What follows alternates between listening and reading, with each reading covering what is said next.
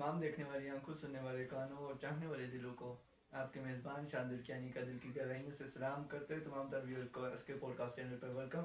आज हमारे साथ हमारे मेहमान सयाम सलीम कियानी, और आप तमाम व्यूअर्स का बहुत बहुत शुक्रिया जो इतना प्यार देते हैं हमारी हर एक वीडियो पे।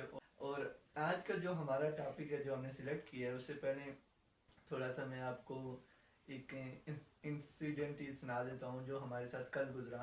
जो हमारे साथ कल हुआ कि हम इधर से जा रहे थे, एक फोर्थ की हुई हुई थी, तो उधर जाते हुए हम तो साथ में बैठे हुए थे। वायलेशन ज़रूर हमने की है, हम तीन बैठे हुए थे बाइक पर और जा रहे थे। हम घर से अभी थोड़ा सा ही बाहर निकले थे, तो जो ही रोड पे पहुँचते हैं मेन रोड पे, तो हमें ट्रैफिक पुलिस वालों ने रोक दिया जी।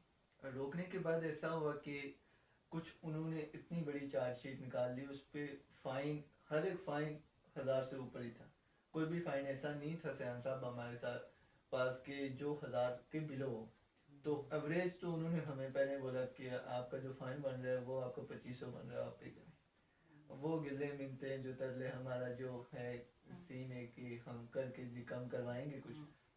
उसके बाद उन्होंने बोला कि कम से कम आपका होगा जी 1020 रुपये फ़ाइन, इससे कम हम नहीं कर सकते, और करेंगे ही करेंगे, कोई छोड़ने वाली बात है नहीं। ठीक, तो इसी के हवाले से हमने सोचा कि इस पे एक होना चाहिए पॉडकास्ट ऐसा कि इस बारे में बात करनी चाहिए कि ये जो इतने स्ट्रिक्ट रूल्स हैं, या देखें एक तो गर्मी है, दूसरी बात हमारी बात ही नहीं हो रही है।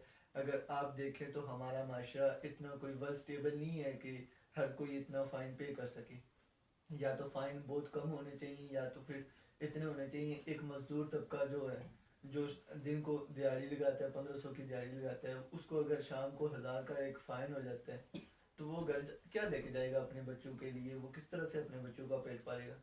इसी तरह से श्याम साहब आज भी हमने फिर हम अब जो अपना टॉपिक चूज़ किया वो है कि हद से ज़्यादा कवायद व ज़वाबित जो हमारे ऊपर लागू कर दिए गए हैं, इसके बारे में ही हम आज डिस्कस करेंगे। व्यूअर्स तो हमारे साथ जुड़े रहिए, चैनल को मस्ट सब्सक्राइब करें और वीडियो को लाजमी लाइक शेयर किया करें, इससे हमारी हौसला अफजाई होती है। तो श्याम साहब आप ही बताएं कि जो हद से ज़्यादा कवायद व ज़वाबित हैं, इससे क्या मुराद है, इससे क्या मतलब है, और भी ज़्यादा अच्छे से आप एक्सप्लेन कर लें ताकि व्यूअर्स को इसके बारे में ज़्यादा बहुत शुक्रिया शानज़ साहब, आपने मुझे मौका दिया लफ्ज़शाई करने का इस मौजू पर। ये जो मौजू आज हमने रखा है, ये बहुत तेज़ी से हमारे मुल्क में फैल रहा है। हमारे जो अकाम वाला हैं उसको उनको इस चीज़ की कोई इससे सरोकार नहीं है कि इसके क्या हार्मफुल इफ़ेक्ट होंगे। खैर उस पर तो हम बाद में बात करेंगे, लेकिन पहले हम ये समझना चाहते हैं कि आखिर ये एक्सेसिव रूल्स एंड रेगुलेशंस होता क्या है, ये कानून का हद से ज़्यादा होना क्या है, इसका मतलब क्या है। तो ये समझने के लिए आप ये देखें कि लेट अस सपोज कि कोई भी बिजनेसमैन बाहर से इधर आकर बिजनेस करना चाहता है। तो अगर वो बिजनेस करना चाहता है, क्योंकि आपको पता है कि हमारी जो फॉरेन डायरेक्ट इन्वेस्टमेंट है वो जब पाकिस्तान में आएगी तभी पाकिस्तान तरक्की करेगा। अब उसको लाने के लिए यहाँ पर आपने रूल्स एंड रेगुलेशंस को कम से कम करना है। जैसे आप देखें ना, दुबई बिजनेस का हब क्यों बना है, क्योंकि वहाँ पर जो बिजनेस के लिए अपॉर्चुनिटीज़ हैं वो ज़्यादा है और वहाँ पर रूल्स एंड रेगुलेशंस कम है। मतलब जिसने भी जाके बिजनेस खोलना हो बहुत इजीली वो वहाँ पर उनका छोटा सा कुछ रूल्स कंडीशंस हैं उसको फुलफिल करें और वो वहाँ पे बिजनेस खोल सकता है। ऑन दी अदर हैंड अगर आप पाकिस्तान में आए, तो अगर आपने कोई दुकान ही खोल ली है, बिजनेस बहुत बड़े लेवल की तो बहुत बात की बात है, आपने एक छोटी सी दुकान खोल ली है, उसको आपने रजिस्टर करवाना है, तो आपने कहीं पटवारी के पास जाना है, कहीं आपने एसी के पास, कहीं डीसी के पास, और आपने इतने चक्कर लगाने। कभी आज बास में बैठे हुए, कभी आपने वो मामा का शनाख्ती कार्ड लेके आए, पापा का लेके आए, दादू का लेके आए, परदादू का लेके आए। मतलब इतने ज़्यादा रूल्स हैं, इतनी ज़्यादा रिक्वायरमेंट हैं कि बंदा दरमियान में ही थक जाता है। वो कहता है यार छोड़ो रहने दो। तो एक्सेसिव रूल्स और रेगुलेशंस का मतलब यह है कि जो लॉज हैं वो हद से ज़्यादा हो गए हैं, जितनी उनकी रिक्वायरमेंट है इससे वो कहीं ज़्यादा है। मैं आपको एग्जांपल दूँ कि मेरे एक सर हैं, उन्होंने अपनी एक मैगज़ीन निकाली थी, और वो मैगज़ीन्स के लिए उन्होंने ये किया कि वो वहाँ पर मैगज़ीन्स को रजिस्टर करवाने के लिए भी पूरा प्रोसीजर होता है। तो उन्होंने वो पूरा प्रोसीजर फिल किया, जितनी भी रिक्वायरमेंट्स थी, बहुत ज़्यादा रिक्वायरमेंट्स थी, उससे साइन करवाने, इससे साइन करवाने, बास से, उधर से, इधर से, हर तरफ से उन्होंने साइन करवा के वो सारी रिक्वायरमेंट पूरी की। और बाद में वो कहते हैं कि उनका कोई जानने वाला वहाँ पे निकल गया, मतलब जो उस रूल्स एंड रेगुलेशंस के बारे में बहुत बेहतर जानता था, वो उनका कोई स्टूडेंट था। तो जब उसको बात पहुंची तो उसने देखा तो उसने कहा ये कितने डॉक्यूमेंट्स, इस डॉक्यूमेंट्स का क्या करेंगे? सर कह रहे मैं 6 माह से वो डॉक्यूमेंट्स फिल कर रहा था, ढूंढ रहा था। जाहिर सी बात है सारे डॉक्यूमेंट्स तो हमारे पास अवेलेबल नहीं होते, हम उनको कहीं उधर से पकड़ते इधर से पकड़ते, और मैं 6 माह से उसके लिए मतलब ख्वार हो रहा था। और वो जो मेरा स्टूडेंट था उसने वो सारे डॉक्यूमेंट्स थे सारे रद्दी की टोकरी में फेंक दिए, और एक छोटा सा वो उस पेज था, कहता है ये काम का है। तो ये उसने लिया और वो 2 मिनट के बाद उसने मुझे मैगजीन का जो सर्टिफिकेट था वो ला के दे दिया। तो इट्स मीन कि काम वो जो आपने सैकड़ों सर से डॉक्यूमेंट्स लिए थे उसके बगैर भी हो सकता था। जो ज़रूरत का था वो एक ही था, बकाया जितने भी थे वो हालांकि कानून थे लेकिन उनकी कोई रिक्वायरमेंट नहीं थी। तो ये हमारे यहाँ बहुत मसला है कि जो रूल्स और रेगुलेशन है वो हद से ज़्यादा है। ये सिर्फ एक डिपार्टमेंट की बात नहीं कर रहा, आप किसी डिपार्टमेंट में चले जाएं, आप देखिए ना हमारी बहुत सारी ज़मीनों की बात कर लें कि कश्मीर में ही देखें तो बहुत सारे लोग ज़मीनों को अपने नाम पर मुंतकिल करने से डरते हैं, क्योंकि उनको पता है कि कहीं एसी के पास जाना पड़ेगा, पटवारी के पास जाना पड़ेगा, वो कहीं कानून बताएगा, वो इतनी सनदें और इतनी चीज़ें मांग लेगा कि शायद मतलब हमारा एक जन्म और हमें चाहिए उसको फुलफिल करने के लिए। तो इसलिए लोग उस तरफ जाते ही नहीं है। तो ये एक बहुत बहुत बड़ा मसला है। तो मेरे ख्याल से ये सबसे पहले एक्सेसिव रूल्स और रेगुलेशंस हमारे काम बाला को समझना चाहिए कि ये एक मसला है, तभी हम इसमें आगे फर्दर प्रोग्रेस कर सकते हैं। बहुत शुक्रिया सैन साहब आपका। तमाम व्यूअर्स को पता भी चल गया होगा कि आखिर आज हम किस मौजू पे बात करने जा रहे हैं, और आगे हमारे साथ ज़रूर जुड़े रहिए कि हमारी बातें किस मुकाम तक पहुंचेंगी, कहाँ तक पहुंचेंगी। आप अपने भी ख्यालात का इजहार करें, कमेंट्स में बताएं हमें कि आप हमारी कौन सी बात पर राज़ी हो रहे हैं और कौन सी बात से आप एतराज़ करते हैं। तो सैम साहब इसी के साथ चलते हैं आगे कि सैम साहब इसके जो हद से ज़्यादा कवानीन हैं, जो हद से ज़्यादा ज़वाबित हैं, कायदे ज़वाबित हैं हद से ज़्यादा, इसका जो एक्सेस है ये क्यों है, क्या इसबाब आ रही हैं, किस वजह से ये ज़्यादा हैं, और क्यों इसकी जो ज़्यादा होने की जो मेन वजूहात हैं वो कौन सी हैं? शाहजी साहब बहुत उम्दा क्वेश्चन है, और इसमें कोई एक वजह नहीं है कि मैं आपको इंडिकेट कर सकूं। सबसे पहले तो मैं आपको ये बताऊं कि हमारे जो रूल्स और रेगुलेशंस बनाते हैं ना, अनफॉर्चुनेटली उनको इस मसले की असासियत के बारे में इतनी ज़्यादा इंफॉर्मेशन नहीं है। हमारे जो कानून बनाते हैं, आप खुद सोचें कि क्या उनको कानून बनाने के बारे में उनके पास कोई डिग्री है? क्या उनको उनको किसने अथॉरिटी दी है कि वो कानून बनाए? एक जैसे मैं एक फिजिसिस्ट हूँ, तो मुझे फिजिक्स के बारे में कोई भी चीज़ का क्लेम करने से पहले मुझे खुद फिजिक्स में कमांड तो होनी चाहिए ना। ऑन दी अदर हैंड आप हमारे पाकिस्तान में देखेंगे रूल्स और रेगुलेशंस या कानून ही देखेंगे कौन बनाता है? हमारे जो मेंबर ऑफ लेजिस्लेटिव असेंबली हैं या एमएनए हैं, एमपीए हैं, ये लोग बनाते हैं। ये असेंबली में जाके कानून बनाते हैं जो कि सोल पर्पस है मेरे ख्याल से इस मेंबरशिप का। लेकिन क्वेश्चन ये आता है कि इनको कैसे पता चला कि ये जो कानून है इस ये बैकफायर नहीं करेगा? कौन ये बता सकता है कि इसके हजार्डस इफेक्ट नहीं होंगे? तो हो सकते हैं, लेकिन उनको इस बारे में कोई नॉलेज नहीं है, क्योंकि वो हमारे जो मेंबर ऑफ पार्लियामेंटेरियन है अनफॉर्चुनेटली वो कानून की असासियत के बारे में बहुत ज़्यादा आगाह नहीं है। तो इसलिए मेरे ख्याल से सबसे पहला मसला तो ये है कि जो कानून बनाते हैं उनको कानून की पेचीदगियों के बारे में इल्म ही नहीं है।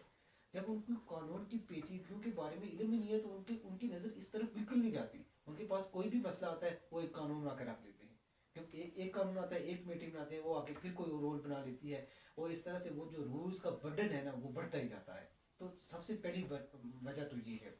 नंबर दूसरी वजह, क्योंकि मैं really sorry from my side, I am not too much optimistic in this regard कि होना चाहिए, लेकिन मैं इस मामले में बिल्कुल ऑप्टिमिस्टिक नहीं हूँ कि हमारे जो अशरफिया तबका है वो जानबूझकर ओवर रेगुलेशंस करती है ताकि वो लूट सके गरीबों को। जैसे मैं आपको एग्जांपल दूँ कि एक रेड टैपिज्म एक टर्म होती है। अच्छा शांत साहब, रेड टैपिज्म ये होता है कि आप प्रोसेस को जानबूझकर डिले करें, और जब आप डिले करेंगे तो जैसे लेट अस सपोज कि आपका कोई काम बचा फंसा हुआ है और किसी ऑफिस में अंदर के अंदर लेट्स सपोज कोई ज़मीन का इशू ही है, तो आपका फंसा हुआ है। अब वो जो तनका काम है वो आपसे रिश्वत लेना चाहते हैं, तो रिश्वत लेने के लिए वो आपके प्रोसेस को स्लो करेंगे, मतलब आपको बार बार चक्कर लगाएंगे। शायद वो अगर एक दिन का प्रोसेस था 1 साल लग गया, जब 1 साल आपको लग जाएगा, वो 1 साल क्यों लगा है? क्योंकि रूल्स और रेगुलेशंस बहुत हैं। वो आपको कहेंगे वो उससे उधर से साइन करवा के लेके आए, मामा का शनाख्ती कार्ड लेके आए, पापा की पीआईडी की डिग्री लेके आए, एंड यू नेम इट। मतलब इतनी रिक्वायरमेंट्स होंगी कि आप तो चकरा जाएंगे एक साल के बाद। तो देखिए अब वो रूल्स था जो, उस रूल की वजह से उन्होंने प्रोसेस को स्लो कर दिया। अब आप चाहते हैं कि आपकी फाइल को टायर लग जाए ना, वो जो मलिक रियाज साहब कहते रहते हैं। तो अब आपने अपनी फाइल को टायर लगवाने के लिए आप उनको ब्राइबरी या आप उनको करप्शन या आप उनको पैसे की ऑफर करेंगे, यही होगा कि नहीं? तो उनका तो असल मकसद ही यही था कि आपको लूट सके, आपसे रिश्वत ले सके। और उस रिश्वत को लेने के लिए उन्होंने आपके प्रोसेस को स्लो किया, और प्रोसेस को स्लो करने के लिए उनको एक्सेसिव रूल्स और रेगुलेशन का सहारा लेना पड़ा। तो इसीलिए वो एक्सेसिव रूल्स और रेगुलेशंस को बनाते हैं ताकि इन प्रोसेसेस को स्लो किया जाए और स्लो करके आवाम को लूटा जाए। अगर आप खुद सोचना, आपका आप ज़मीन अंदराज करवाना चाहते हैं और आपके आपके मोबाइल में एक ऐप हो, डिजिटलाइजेशन जिसको कहते हैं, जो दुनिया में ऐसा ही होता है, तो वो आप जाएं और उसमें डाटा फिल करें और आपको 10 मिनट बाद मैसेज आए कि कंग्रेचुलेशन, आपकी ज़मीन ट्रांसफ़र हो चुकी है। तो उसके बाद आप पागल जाके एसपी को या डीसी को या मतलब किसी पटवारी को जाके पैसे देंगे, आप उसको लाख रुपए लगवाएंगे? नहीं लगाएंगे ना। तो इट्स मीन कि वो जो ये देखिए, ये प्रोसेस जो था ये इजीली भी पॉसिबल था। रूल्स और रेगुलेशंस जो ये घटिया से और फसुदा से जो लाड निकाले के रूल्स बनाए हुए हैं, आप देखें इतना बड़ा एक हमारे साथ जुल्म है कि जो अंग्रेजों ने निज़ाम बनाकर छोड़ा था, उसी पे हम आज चल रहे हैं। तो खैर, जो दूसरी वजह मैं आपको इंडिकेट करना चाह रहा था कि ये खुद जो अशराफिया तबका है वो इन रूल्स और रेगुलेशंस को ख़त्म नहीं करना चाहता, ताकि वो हमको मज़ीद लूट सके। तो एक ये भी इसकी बहुत बड़ी वजह है। और तीसरी जो सबसे अहम वजह है वो शामजी साहब, वो इससे भी ज़्यादा अहम है, जो मैंने थोड़ा सा उसको इंडिकेट किया भी, कि हमारे जो रूल्स और रेगुलेशंस है वो आउटडेटेड हो चुके हैं। जैसे मैं आपको एग्जांपल दूं कि ज़मीन को अंदराज करवाने का जो निज़ाम पाकिस्तान में आज है ना, ये 1935 से ऐसा ही निज़ाम चल रहा है। अब आप खुद सोचें, 1935 जो अंग्रेज़ों ने छोड़ा हुआ था वो आज तक वही जा रहा है। तो इसका मतलब हम सिस्टम को मॉडर्नाइज नहीं कर रहे। मॉडर्न क्या, हम उसको डिजिटलाइजेशन करें। डिजिटलाइजेशन का मतलब यह है कि आपके मोबाइल में एक ऐप हो, आप ज़मीन को उसी उसी ऐप के जरिए डाटा फिल करके इंदराज करवा लें। आपको किसी पटवारी की कोई ज़रूरत नहीं है। तो इट इज़ फिजिबल। हाँ, कहीं कोई पेचीदा मसला हो तो चलो आप काम से रब्ता कर ली। तो अब ये देखिए, ये काम हो सकता था लेकिन नहीं हो रहा, किसी को इसकी कोई फिक्र नहीं है। और जैसे आपने खुद इंडिकेट किया कि आपके साथ भी ट्रैफिक का एक इंसिडेंट हुआ, और उसमें भी आप देखें कि यही कहानी होगी कि ट्रैफिक में आप जाएं तो उन्होंने निकालने से बड़ी लिस्ट निकाल के रखी होती है कि ये भी करनी है, वो भी करना है। इतना आप फुलफिल तो नहीं कर सकते ना, सिंपल सी बात है। तो ये हमारे यहाँ बहुत बड़े मिसाइल हैं और ये इनके असबाब हैं कि ये क्यों है। और भी बहुत सारे असबाब हैं, बट ये जो मेन असबाब थे जो मैंने आपको बता दिए। कि जो रिश्वत वाला जो एक आपने निज़ाम की बात किया, अभी तो जो ट्रैफिक की बात करें तो वो सारा सिस्टम तो डिजिटलाइज हो चुका है, तो उसके बावजूद ये जो कमी नहीं आ रही इसके बीच में, जो हमारे चलानों में कमी नहीं आ रही, आपको जिस तरह पहले भी मैंने बताया कि 1000 से या 520 से बिलो कोई भी चालान नहीं, इसमें क्या होगा? और दूसरी बात आपने जो की थी, बात बोलिए, काट करिए काट काट काट, एक और तो से गल की थी। अच्छा सैन साहब, जिस तरह आपने बताया है कि इसके जो असबाब हैं वो सब बता दिए हैं आपने, इसके बाद आप बताएं कि इसके साथ जो हमारे माशरे पे या जो हम पे जो असरात मरतब हो रहे हैं वो क्या हो रहे हैं, क्या ये किस तरह से हम पर इफ़ेक्ट कर रहे हैं, किस तरह हम पे इम्पेक्ट डाल रहे हैं, ये सब चीज़ें। शानजी साहब, मसला ये है कि ये एक इतना बड़ा मसला है ना कि इसका जो इफेक्ट है वो किसी एक शोबे तक महदूद नहीं है। वो एक इंडिविजुअल से लेकर स्टेट तक पूरे सिस्टम को इसने जकड़ के रखा हुआ है। यानी ना सिर्फ आप और मैं मुतासर हो रहे हैं बल्कि हमारी स्टेट तक मुतासर हो रही है। अब मैं इसको एग्जांपल देता हूँ कि हम कैसे मुतासर हो रहे हैं। लेट अस सपोज आप किसी शोबे में भी चले जाएं, लेट अस सपोज इवन कि आप आजकल स्कूल में बच्चे का दाखिला करवाने के लिए चले जाए ना, तो वो आपसे इतना डॉक्यूमेंट्स मांगते हैं। वो कहते हैं कि बच्चे को आपने पहले अरेस्ट तो बनाकर लेकर आए तो फिर हम उसको एडमिशन देंगे। और वो इतनी रिक्वायरमेंट्स की, उसकी डेथ सर्टिफिकेट, बर्थ सर्टिफिकेट, पता नहीं, यू नेम इट, इतनी कुछ उन्होंने बकवास जोड़ा होता है और जिसकी कोई ज़रूरत नहीं होती। तो अब उसकी वजह से आप देखेंगे कितने प्रॉब्लम्स हो रही होती है। एक वो वादे, हमारे बहुत सारा जो वादे का तबका है वो पढ़ा लिखा ही नहीं है। ये वो बात इन है। रिक्वायरमेंट्स के बारे में ना जानता है, और इस वजह से वो क्या करता है कि वो कोशिश करता है कि किसी तरह से कोई ले देकर, कोई पैसे देकर हम ये इस प्रॉब्लम को सॉल्व कर लें। एक तो ये हमारे पास बहुत मसले हैं ना, क्योंकि जब एक्सेसिव रूल्स एंड रेगुलेशन होंगे तो आपको इदराक ही नहीं होगा। यहाँ तो कोई बड़ा पढ़ा लिखा तबका हो तो चलो वो रूल्स और रेगुलेशंस को समझेगा और उसको इम्प्लीमेंट करेगा, तो चलो वो हो सकता है। लेकिन जो हमारा नाइक तबका है, जो कि जिसने ये रूल्स और रेगुलेशंस बनाए हैं, उसको तो नहीं पता कि जो हमारे गरीब तबका है उसको तो इस रूल्स और रेगुलेशंस की समझ ही नहीं है। तो वो देखिए उस, और अब उससे एक इंडिविजुअल की ज़िंदगी कितनी मुतासर होगी हर शोबे में।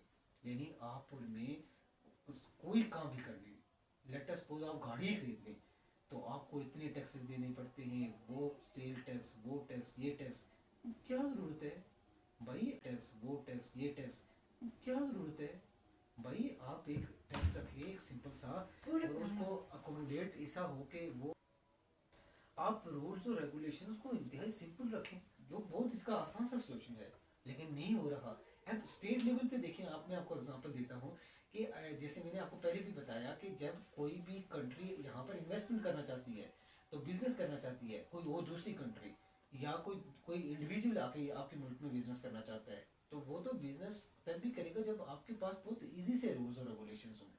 अब आपने इतने साइन करवाने हैं, आपको पता है रेड टेपिज्म है, आपने वज़ीर आज़म से कंसर्न करना है और फिर लेकर चपरासी तक को राजी करना है।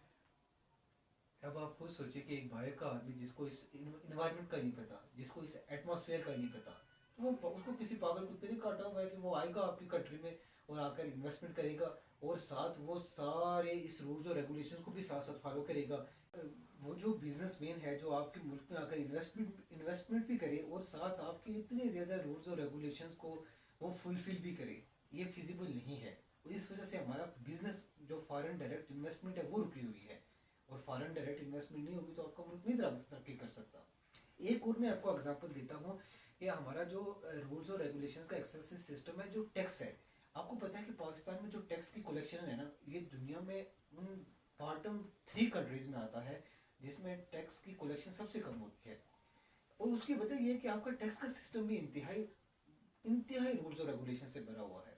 मेरे एक दोस्त थे, वो अल्लाह पाक ने उनको काफ़ी माशाल्लाह माल दिया हुआ है, तो वो टैक्स देना चाह रहे थे एक इशू में। हम जैसे लोग तो नहीं दे सकते, हम तो वो लोग हैं कि आम को उसकी गुठली से खा लेते हैं, तो हम तो खैर नहीं दे सकते। लेकिन वो जो वो थे, क्योंकि वो अल्लाह पाक ने उनको नवाजा हुआ है, तो वो टैक्स देना चाह रहे थे। और वो एक दफ़ा मैंने देखा कि वो, मैं इस्लामाबाद में था और वो एक लाइन में खड़े हुए, और बहुत लंबी लाइन थी, आप बिलीव करें बैंक में बहुत लंबी लाइन थी, और वो उस लंबी लाइन में खड़े हुए और इतनी शदीद गर्मी, तो थोड़ी देर तक वो खड़े हुए, और फिर उसके बाद उन्होंने कहा कि बस वापस चलते हैं, कि बस टैक्स दे दिया, इससे ज़्यादा नहीं देना।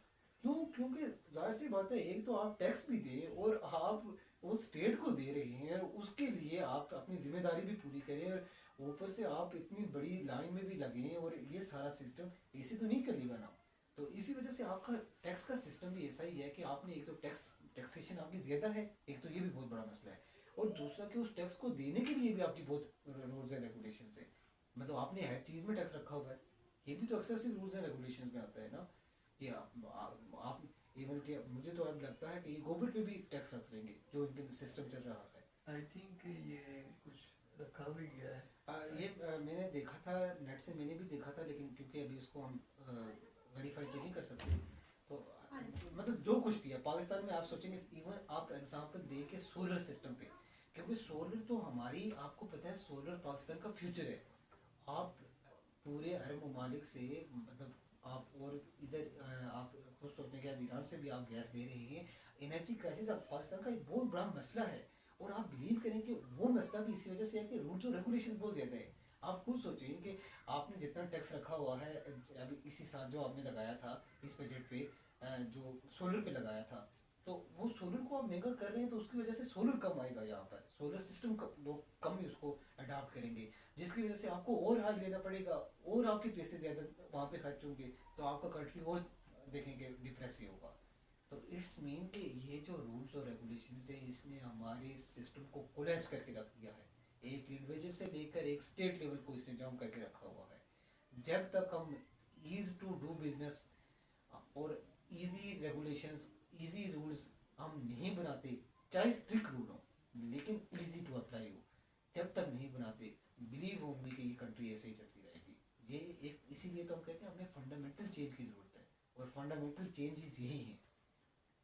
ऐसे साहब आप देखें कि क़वाइद और ज़वाबित पे बात हो रही है, तो देखें जो पाकिस्तान के अंदर रूल्स रेगुलेशंस हैं जितने भी हैं, वो अगर आप कंपेयर करें दूसरी फॉरेन कंट्रीज़ होगी या फिर आप देख लें गल्फ़ कंट्रीज़ के निस्बत, तो बहुत कम है। मतलब उधर तो बहुत ज़्यादा स्ट्रिक्टली इसको फॉलो भी किया जाता है और हर चीज़ को मीन के पाकिस्तान में बंदा बच के भाग के निकल जाता है। आए रोज़ तो ये खबरें होती हैं कि कोई ये रूल तोड़ के भाग गया।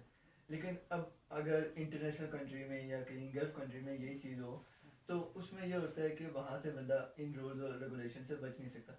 लेकिन उसके बावजूद भी वो इस पर बहुत ज़्यादा कंट्रोल कर रही हैं, बहुत ज़्यादा मतलब अपने रूल्स एंड रेगुलेशन को लेके चल रही हैं, और आवाम भी बहुत ज़्यादा खुश है अपने रूल्स एंड रेगुलेशन से। इसकी क्या वजूहत है? अच्छा शानजी साहब, एक बात समझिए कि आप जो क्वेश्चन पूछ रहे हैं कि स्ट्रिक्ट रूल एंड रेगुलेशन, मैं स्ट्रिक्ट रूल एंड रेगुलेशन और एक्सेसिव रूल्स एंड रेगुलेशंस के दरमियान एक डिफरेंस बताना चाहता हूँ कि स्ट्रिक्ट रूल्स एंड रेगुलेशंस होने चाहिए। आप जो कह रहे हैं उस कंट्रीज में स्ट्रिक्ट रूल्स एंड रेगुलेशंस हैं, यानी वो जो रूल बना लेते हैं उसकी इम्प्लीमेंटेशन बहुत स्ट्रांगली और बहुत फिर्मली करते हैं, ये उनका एक पॉजिटिव पॉइंट है। और यही इस मुल्क में भी होना चाहिए कि आपने जो रूल बना दिया उसको हर हाल में इम्प्लीमेंटेशन करवाएं। अगर आपने रूल्स बना लिया है तो उसको जाहिर सी बात है आपने बनाया ही इम्प्लीमेंटेशन के लिए है, तो उस स्ट्रिक्टनेस पे तो कोई कंप्रोमाइज़ नहीं होना चाहिए।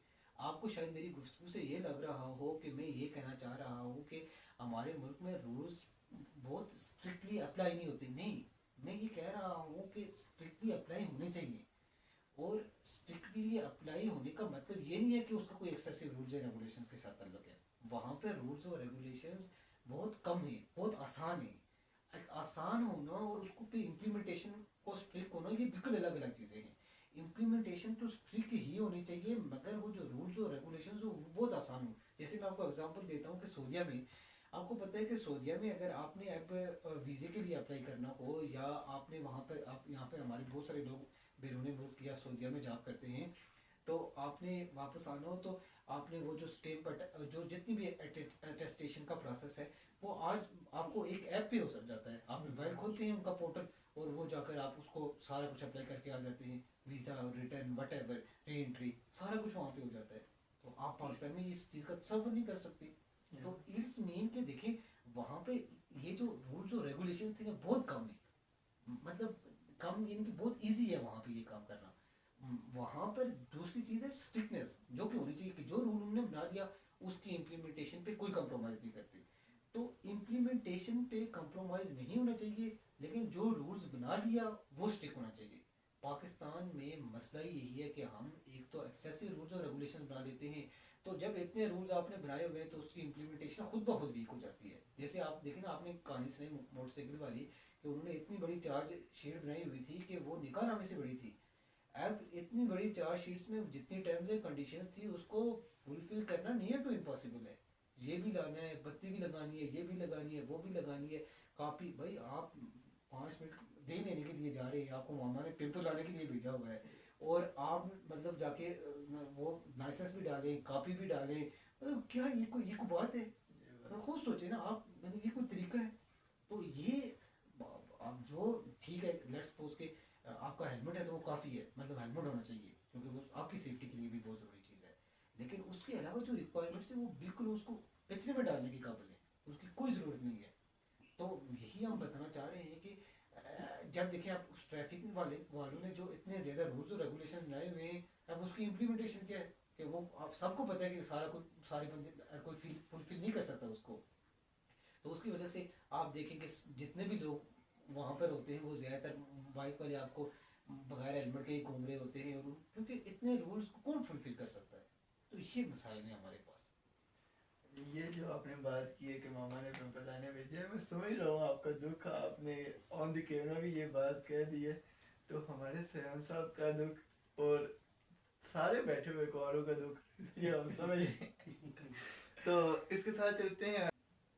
सयान साहब, आपने सारी बातों में, तमाम बातों में एक बात की कि जो हमारे जितने भी ये मिसाइल हैं ये डिजिटलाइज करने से हल हो सकते हैं, बट आप देखें कि हमारे बहुत सारे इदारे ऐसे हैं जिनमें डिजिटलाइजेशन हो चुकी है, जिस तरह से ट्रैफिक को ले, बट उसके बाद भी इसका कोई सोल्यूशन नहीं नज़र आ रहा। तो इससे बेहतर क्या हल होगा इस चीज़ का कि वो सोल्यूशन हमें नज़र आए, कि वो आसानियाँ हमें मिले, जो हमें जो मुश्किलात का सामना करना पड़ रहा है, जो आवाम को एक सिंपल एक कॉमन मैन को जो इस मुश्किल से गुजरना पड़ रहा है, वो किस तरह से इसका हल करें। बिल्कुल बहुत उम्दा आपने क्वेश्चन किया कि मैंने प्रोग्राम के शुरू में बताया कि हमारी इन प्रॉब्लम का बहुत ज़्यादा सोल्यूशन इस पे भी रिलाई करता है कि हम प्रोसेस को डिजिटलाइजेशन करें, यानी जो भी है उसमें जो ये फाइल का सिस्टम है या ये जो दफ्तरों के चक्कर हैं उससे निकलने के लिए आप जिस सिस्टम को डिजिटलाइजेशन की तरफ लेके आएँ। लेकिन सिर्फ एक सिस्टम को डिजिटल बनाने से भी इसका कोई सोल्यूशन नहीं है, सिर्फ ये नहीं है, ये एक उस प्रॉब्लम का एक सोल्यूशन हो सकता है, लेकिन सिर्फ कंप्लीट सोल्यूशन ये नहीं है। इन प्रॉब्लम्स को टैकल करने के लिए और भी बहुत ज़्यादा ज़रूरियात हैं। जैसे सबसे पहले याद रखिएगा कि प्रॉब्लम का सोल्यूशन प्रॉब्लम में ही होता है। जैसे प्रॉब्लम क्या है कि जो लेजिस्लेशन बनाते हैं उनको कानून के बारे में या उनकी इम्प्लीमेंटेशन के बारे में या उनकी असासियत के बारे में इतना इदराक ही नहीं होता।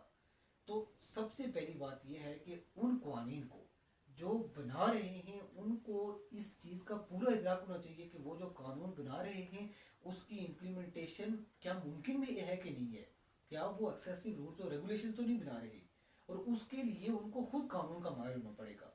तो मेरे ख्याल से जो भी लोग एमएलए या एमपीए बनते हैं या एमएनए बनते हैं उनके लिए कानून की कोई ना कोई, मतलब मैं ये नहीं कह रहा कि उनको एलएलबी करनी चाहिए, लेकिन उनको कहीं ना कहीं थोड़ा बहुत कानून का इदराक ज़रूर होना चाहिए, ताकि उनको पता हो कि वो जो कानून बना रहे हैं उसकी इम्प्लीमेंटेशन क्या होंगी, तो उसके लिए उनको कोर्सेज करवाए जाए। तो सबसे पहला तो सोल्यूशन ये है कि जो भी हमारे पार्लियामेंटेरियन हैं उनको क्या किया जाए कि उनको इस बात पे कायल किया जाए कि वो एक बड़ा प्रोग्राम हो, 6 माह का 7 माह का जो भी हो, जो फिजिबल हो, कि वो उस प्रोग्राम में हिस्सा लेंगे और उसमें ये उनको गाइड किया जाए कि ये एक्सेसिव रूल्स और रेगुलेशन जो आप बनाएंगे उसका क्या इम्प्लीमेंटेशन पॉसिबल है और उसके क्या नतीजे होंगे। तो देखें जब वो लोग ये समझेंगे तो वो फिर रूल्स और रेगुलेशंस को भी बेहतर बनाएंगे और बहुत ज़्यादा रूल्स को रेगुलेशंस को नहीं बनाएंगे। नंबर 1। नंबर 2 कि रूल्स और रेगुलेशंस को आसान बनाएं ताकि उसको इम्प्लीमेंट करना आसान हो जाए। जैसे मैं बाइक की बात कर रहा हूँ कि बाइक में आपको लगता हो कि यार ये एक रूल है कि लेट्स सपोज हेलमेट लगाना है, इस पर कोई कॉम्प्रोमाइज़ नहीं है, तो आप कहीं ना कहीं गर्मी में भी चाहे आपको सीने के में शराबुर हुए हुए हो तो वो आप तब भी चलो कहेंगे कि यार एक यही मुसीबत है चलो कर लेंगे, तो आप लगा लेंगे।